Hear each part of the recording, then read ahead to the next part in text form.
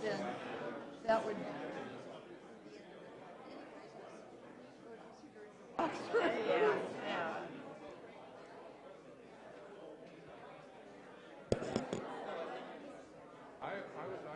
I'd like to ask everyone to please begin taking your seats so we can get started at 7 o'clock.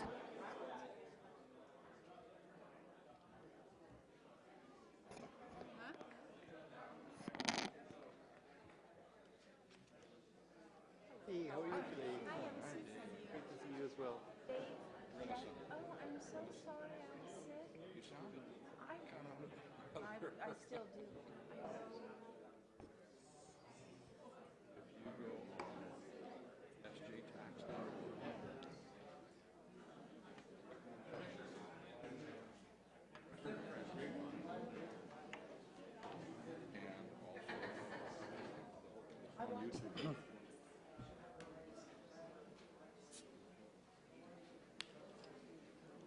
You're good.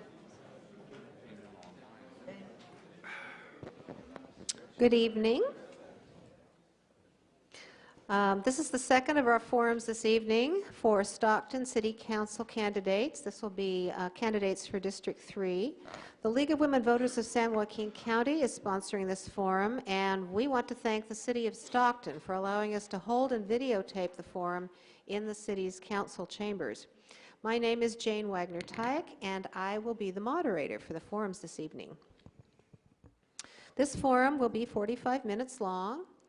Candidates will have 1 minute each for their opening statement, 2 minutes for closing comments, and 1.5 minutes to respond to each question from the panelist. A timekeeper will keep track of the time, raising placards when there is 30 seconds left, 15 seconds left, and also stop when time is up. Panelists will pose the same question to each candidate, and each candidate will have a chance to answer first in rotation. For example, Candidate A will answer question 1 first, Candidate B will answer question 2 first, and so on. Candidates have already drawn numbers to determine their order for opening and closing statements. And we'd like to ask audience members please to hold their applause and comments until the forum is completed. If we have applause after each candidate speaks, then we have less time for questions. And then after the forum, we'll express our appreciation to everyone for their participation. Also, please be sure your phones are turned off, your cell phones. Let me introduce our panelists for this evening. We have Dave Renison, of the San Joaquin Taxpayers Association, Kathy Casanave of the League of Women Voters of San Joaquin County, and Diane Vigil of the Greater Stockton Chamber of Commerce.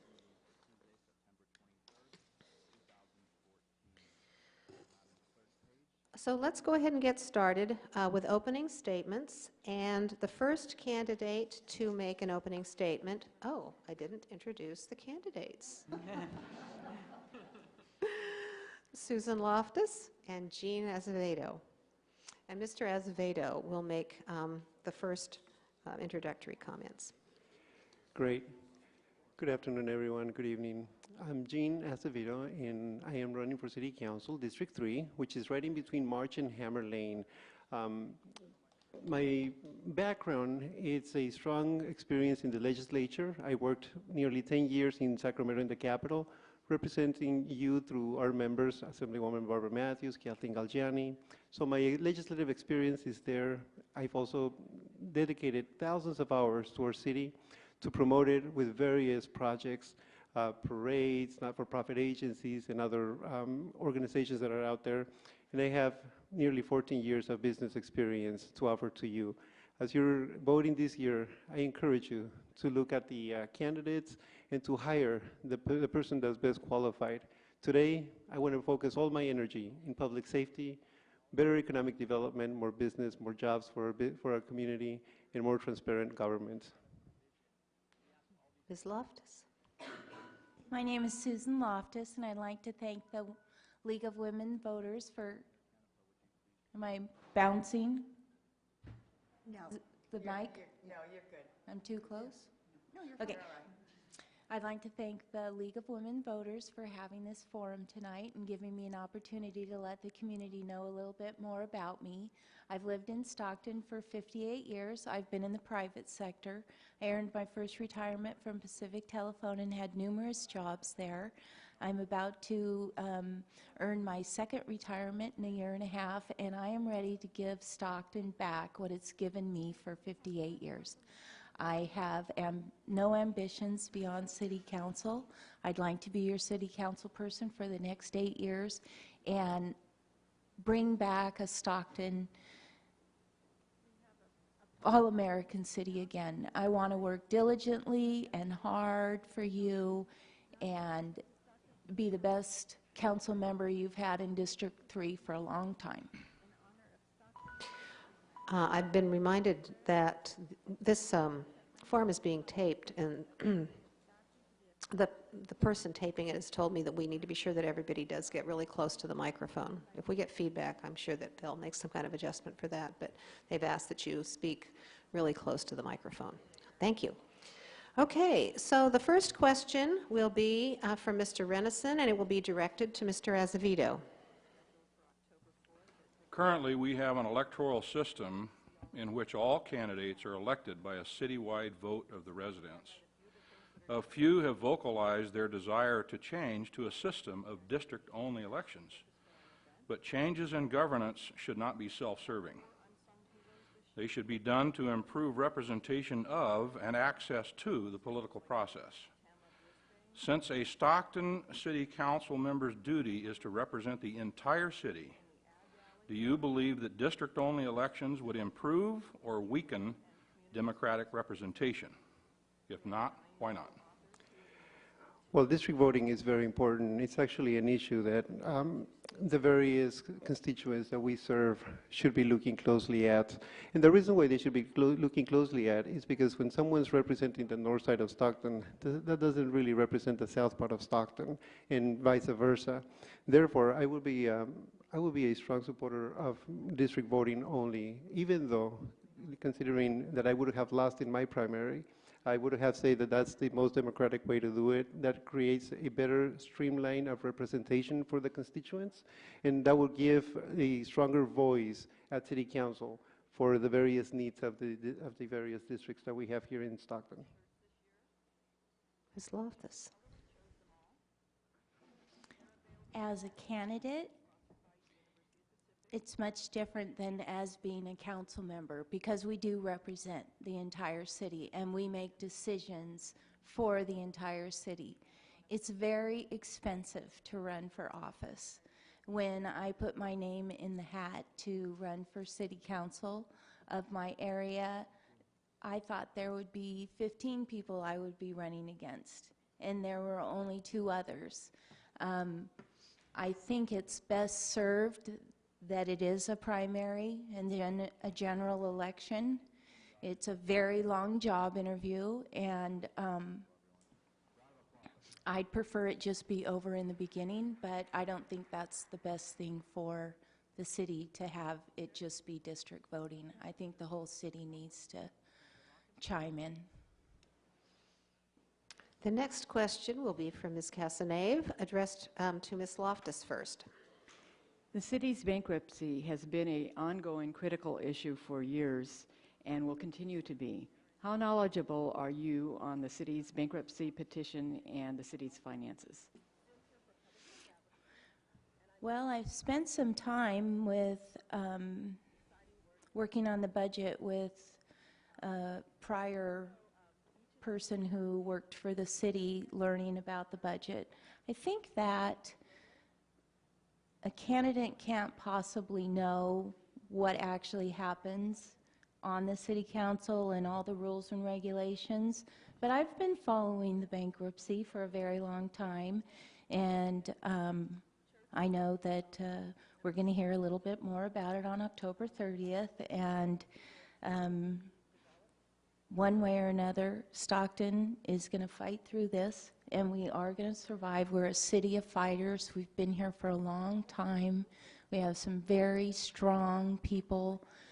Our community is a strong community, and I believe that as hard as it is to go through a bankruptcy, which I don't think anybody ever wants to go through personally or business-wise, that whatever the result is, that we're going to move forward and deal with the facts as they are and make the best choices that we can. Mr. Acevedo. Yes, as a city that has nearly 300,000 residents, we do budget a budget that's $600 million plus dollars. If you look at the math of residents versus budget, we are paying more than most of the cities that are around us throughout San Joaquin County. So as residents, we're paying our fair share. Why did we bankrupt? Clearly, leadership was lacking the vision of those dollars. Where were those dollars going? We have been spinning our wheels often enough to lose a lot of the revenue. We've been spinning wheels to lose a lot of the opportunities that we have as a city. I do believe that part of the plan to get out of this bankruptcy is to start looking internally at our processes, streamline them, make them more efficient for business to get here. It's sad to know that we lose business all the time, and to start marketing our city in a more efficient way. Clearly, we see ourselves as a city of the Central Valley, which we are, but we have the door to the world with that port. We have a door to the world, and we need to start marketing it, selling it, and look at the dollars that are coming in from the outside as well as the dollars that are leaving. So I would strongly recommend us to do look at this process that's going to happen in October, but at the same time to start looking at the budget and the processes that we have in place to make it better so that we can save the city of Stockton for the future. The next question will come from Ms. Vigil, and will be addressed to Mr. Acevedo first. As one of the 7 votes on the council, how would you garner support from your council colleagues to support public-private partnerships as it pertains to economic development? Well, economic development is definitely an item that we need to start looking closer. There are 7 council members. As legislator, our role is to work with one another to strengthen the vision of the city, and clearly partnerships have been the strength of our city. For us as legislators, I do believe that we need to start looking at those partners that are out there, privately owned and that are doing businesses in here. I will tell you, my parents, my dad was actually employed by Bob Panella Trucking, which is a huge business here in Stockton. And it is those partnerships that between a small business and or an entrepreneur in a large business that made that relationship happen. In the same fashion, when it comes to the city, we have individuals who are out there, hardworking, dedicated individuals who are running businesses, and they do need to partner with the city council. Being 1 vote out of 7, I would often enough encourage them to look at what's best for the city so that we can make those best decisions for all of us. Ms. Lofthus. I believe the question was, how will I partner with the other city council members? To support private and public partnerships as it pertains to economic development. I've been working in an environment for the last 18 years where I need to garner the support of the people that I am making decisions for. And I do that by having an open mind, by looking into all the facts that there could possibly be, by figuring out how that goes with rules and regulations, and explaining what fits best for both parties or all parties. So I would garner the support for economic development with my peers by being a great listener, by doing my homework, by talking to the community.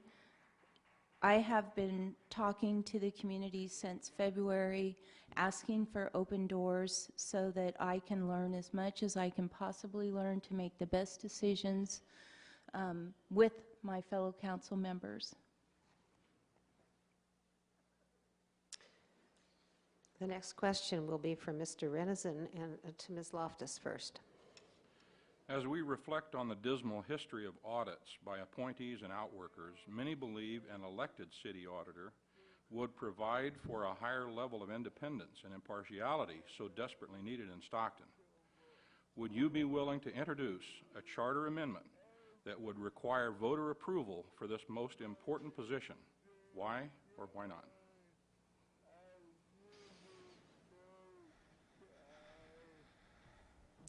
So the question is, do you want the city auditor to be elected or to be hired by the city? And would I be willing to propose that change be made so that it is an elected position? Right.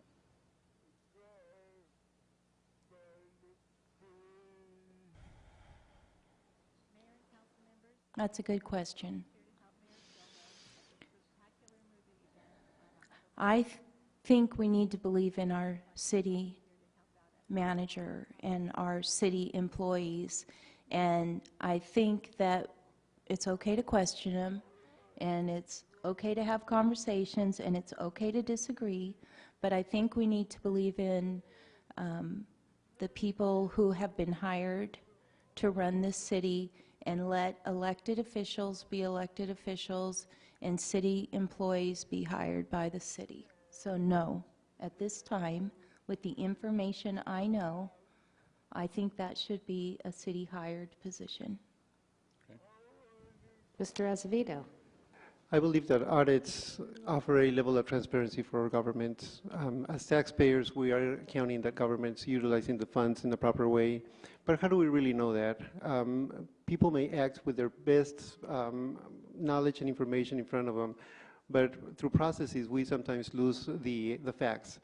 And by doing an audit, it allows having a third eye looking at the process. And I do believe that that's very important. In fact, I just pretty much called in an audit on contracts that have happened in the city of Stockton, because I do believe that it is through those contracts that we're able to, through those audits that we're able to analyze the information, the data, and we're going to be able to get a transparent government.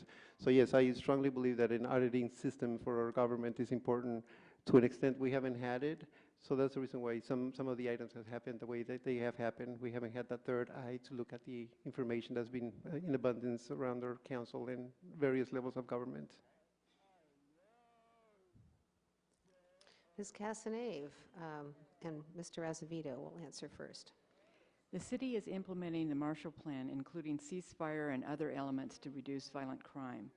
What is your perspective on these efforts to date? And do you believe there are other ways to help reduce crime? How would you fund those other efforts? Well, the Marshall Plan is definitely an important document that needs to be implemented. I wish it was actually stronger than what it is. I do believe that a ceasefire call to all of our residents is very important. I strongly believe that we need to be involved in our residents, in our community, in order for us to prevent some of those activities that are impacting our city. But by the same token, I don't believe that we need to ignore the lack of police officers that we have. We did pass Measure A, and unfortunately, we haven't been able to get those staffing levels at the proper level or at a higher level. But we also understand that even with Measure A in place, we will be staffed at a 2008 staffing level, so we need more policing. So the Marshall Plan makes sense in order for us to support that police officers, but we must not ignore the fact that they need our help. They are protecting us, and we need to make sure that we get them staffed at the right level. And how will I do it? Well, again, we're paying our fair share. We're one of the most expensive cities to live in Stockton. We need to start looking at the budget. We need to start analyzing that data as to where are those dollars going and why are we losing it. There are other cities with less population, with less budgets that have been able to balance and have a safe city. So we need to start looking at those numbers and balance it out. Ms. Lofthus. Well, I read in the paper today that we just earned a grant for our ceasefire plan, and that grant will afford us 15 more officers to put towards that project. I believe in the Marshall Plan. I believe in Chief Jones. I believe he's doing the best job he can. I believe that we need to back up our men and women who are out on the streets protecting us. I believe without safety, we're not going to be able to attract businesses. I think we're doing, I know the murder rate is up this year, but to attract businesses, we have to have a safe city. And that we were in the last 2 or 3 places for the Amazon project that ended up in San Joaquin County.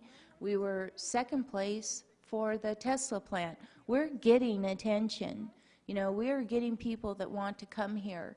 And I believe that if we continue strongly with our Marshall Plan and our ceasefire plan, we have met our quota for the Measure A funds, the 3/4 sales tax, and we have hired our first officers from that tax, and I will work diligently to make sure that Measure A funds are put to putting police officers on the streets. Ms. Vigil, the next question, and it goes first to Ms. Lofthus. Addressing the earlier question concerning elections within citywide elections or district elections, you still are representing a district. And I wanted to know, how much time do you expect to spend addressing the unique needs of your district, and what do you see as those unique needs of your district? I plan on having open office hours so the community can come sit down face to face and talk to me and tell me what their desires are. I plan on being available to the people in my district and in the city. I plan on giving as much time as I possibly can to my district and to the city of Stockton by being available. Clearly, as a council member, we often enough meet in these chairs and we philosophize, we theorize about all what's going on out there, but we really don't get to see it or hear it from the people because some of them are coming back from the Altamont at this point. I would strongly recommend moving this meeting to community centers throughout the city so that we can give an opportunity to those residents that are living out there to sit down and have a conversation and pretty much be sitting this close to the council so that they can be very well represented. That will be one of the items that I would almost immediately ask. We can easily take over the show and take it out there and have the conversation. On the second item, clearly my district it's got a couple of pockets and fragments where our city police is being utilized to protect those residents, and it is very proper. But I do need that we need to create some sort of a conversation so that we can strengthen the relationship between the county and the city so that we can better represent those residents. Again, our districts between March and Hammer, and there's county pockets in between. So we need to strengthen those relationships so that we have better protection of those areas. And, you know, both eyes are not looking away while someone's doing some criminal activity. So I recommend stronger partnerships with the county and a better ear with the residents of the area, of the various areas actually, because we're here to represent the city as a whole. Mr. Renison, next question first to Mr. Acevedo. We want people to live and shop in the downtown area. We also know that we cannot force downtown development by stopping growth in other areas. Simply put, investors and business owners must see a realistic opportunity to make money before they will invest there. So since individuals must be led to the downtown area as opposed to being forced there, what incentives are necessary to attract them? Well, when we say we want people to shop downtown, I would strongly recommend not to simply look at Stockton. Stockton is definitely our residents and it's our community, but that's rotating the dollars from within. So I would encourage having a business plan that improves the relationship with businesses outside of the area. As council members, I would encourage some of my fellow council members to go out and visit in the Bay Area to see if we can get some satellite offices. We're currently selling 1.5 million tickets in East Train. Folks are going back and forth 1 million times to the Bay Area. So I will say, let's bring some of those businesses over so they can have a satellite office here, mobilize some of these businesses, some of these offices that are vacant right now. Second item that I would certainly recommend is right next to the ballpark, down to I-5. Is there any possibility of rezoning it? We should start looking into it. Call Six Flags. They had an opportunity at one point, they had a proposal at one point to come to San Joaquin County because they're interested in the Central Valley so that we can create a theme park. Just visualize that. having the Stockton Boardwalk or the Stockton River Walk, and it will be their investment coming over. That will bring a lot of dollars from the outside, making us a tourist area. And third, I would definitely focus on the permit center that we have. I've been asking, or I was asking for 3.5 years for a business permit to open a business downtown Stockton. We're really delaying on some of those permits. If it would not have been a not-for-profit agency, we would have left.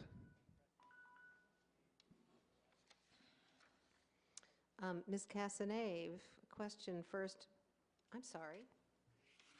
Ms. Lofthus. Can you repeat the question, please? I'll start from the top.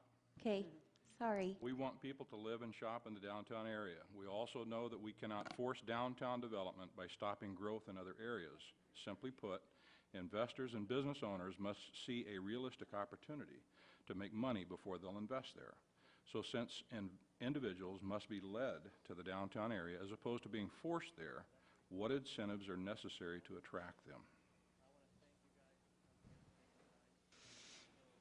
Well, we have UOP students now living at the University Plaza Hotel, and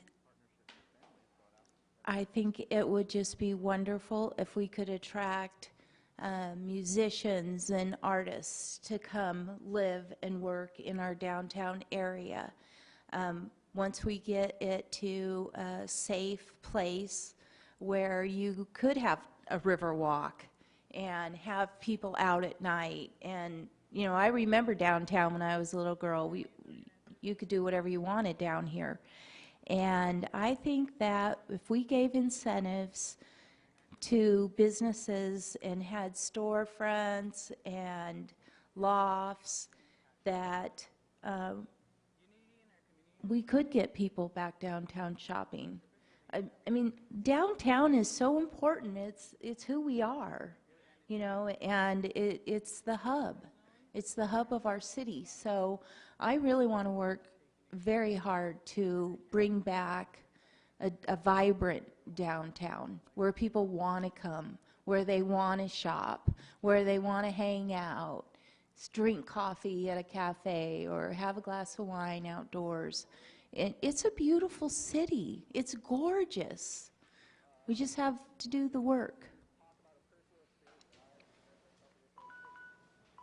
Ms. Casanave, question to Ms. Lofthus first. Sooner or later, the city of Stockton will emerge from bankruptcy. What city services that have, all of them been drastically cut, but what city services do you think need to be increased first?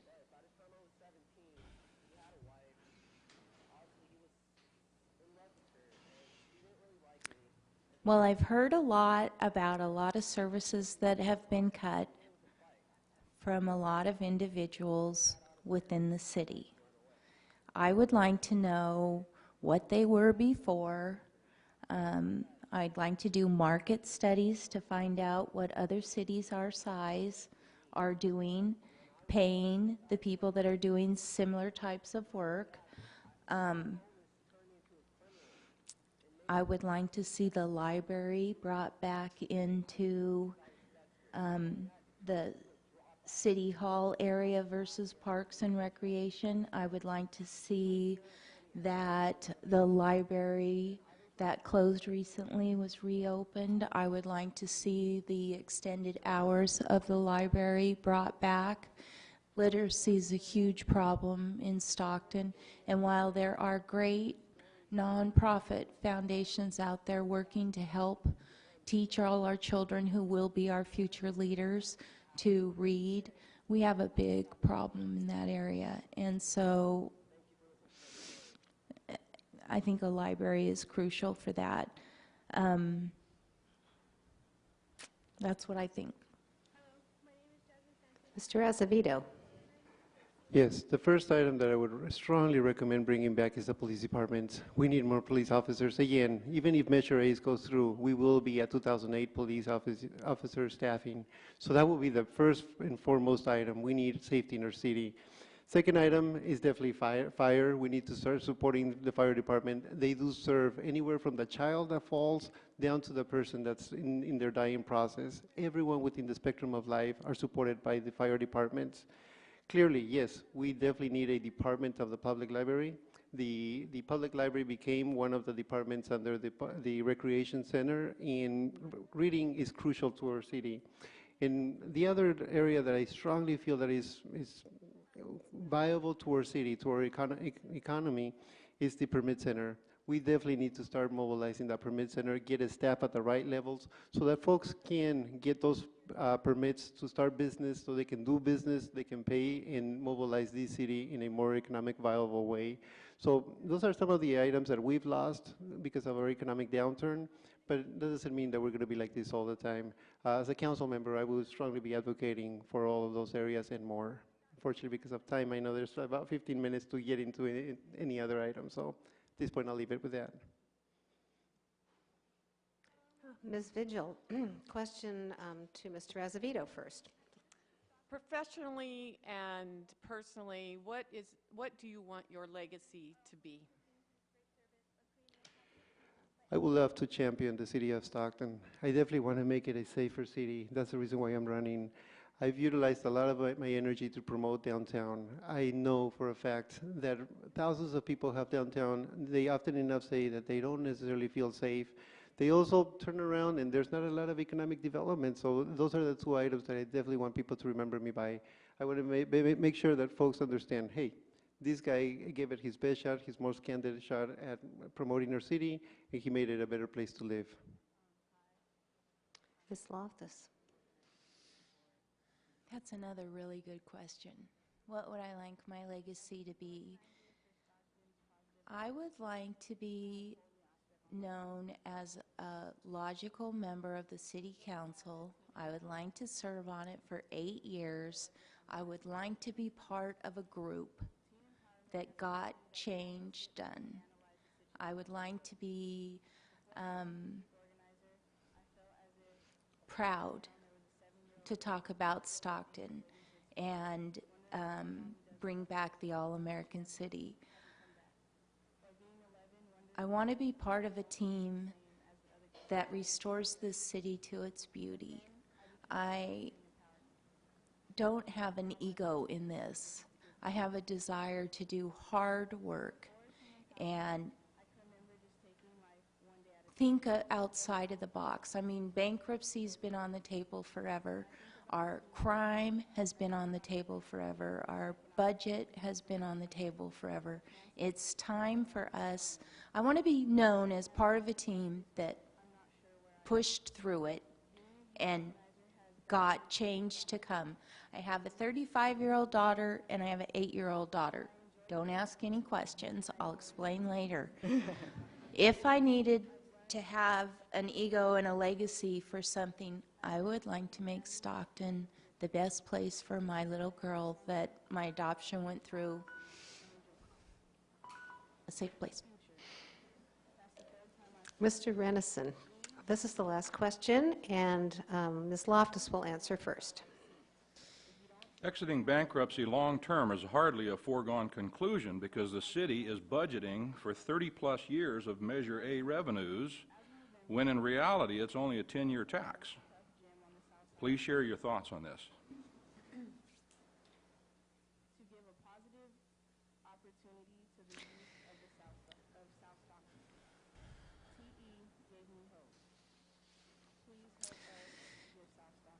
We have a start. We've got a 10-year tax, and while it's going to be a long-term problem to get the officers we need to stay, to have new ones, to retain medium seniority, longer seniority, we're going to have to keep coming up with ways to retain our police force. Whether it's a 10-year tax and a 30, I think it's going to be a lifetime problem. You know, we have I-5 and 99. We've got freeways that go from Mexico to Canada. We're a hot spot for a lot of things that aren't good, and I think that's going to be a long-term issue that when the Measure A funds are done in 10 years, we might have to ask for another tax. Hopefully, we can contain the problem and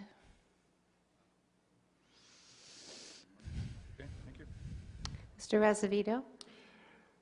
The residents of Stockton did pledge that 10-year plan.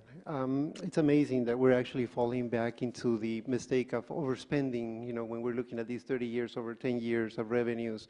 A city lives pretty much with the revenues that it makes by its multiplier effect of the dollar.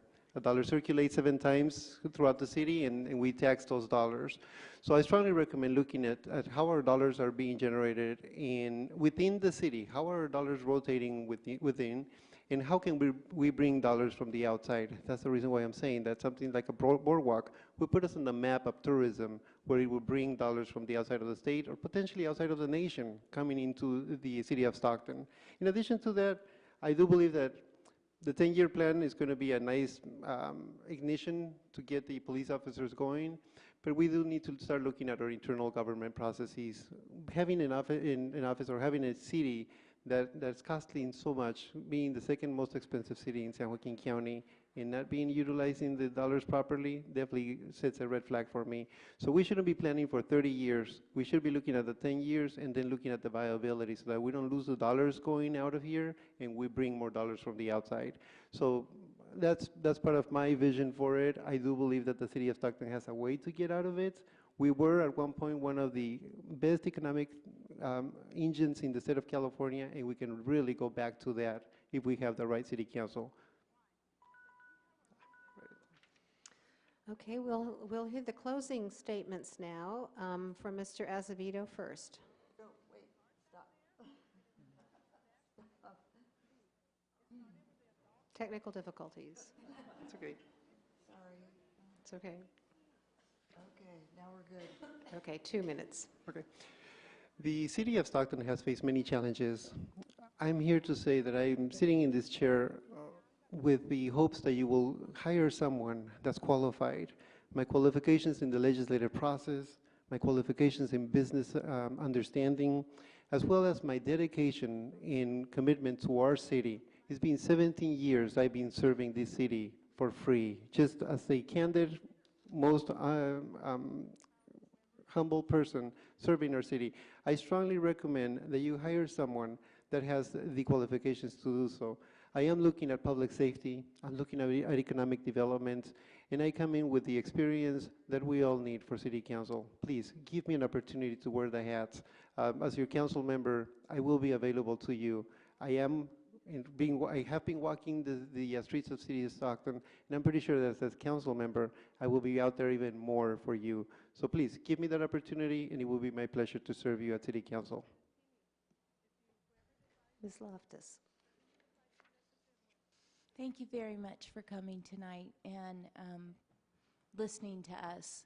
I would like to bring my experience as an investigator and a negotiator and solving hard problems and helping people with issues to the City Council. I have been a new face into politics, but at the last forum we talked about the cost of speed bumps.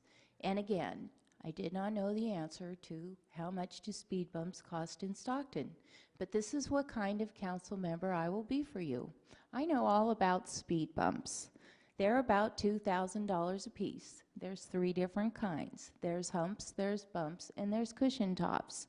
And there's reasons why they are the way they are for fire engines. Besides that, when I don't know the answer to a question, I go find the answer to the question, and I have no problem. I am saying I don't know, but I'll find out. And I have immense connections through this city that will help me help the city council. I have a mind of my own, but I can listen. I can hear, I can debate, I can discuss, and I will do that. And I will do that for 8 years if you will have me. Thank you. Thank you, and thank you all. Let's give them some applause.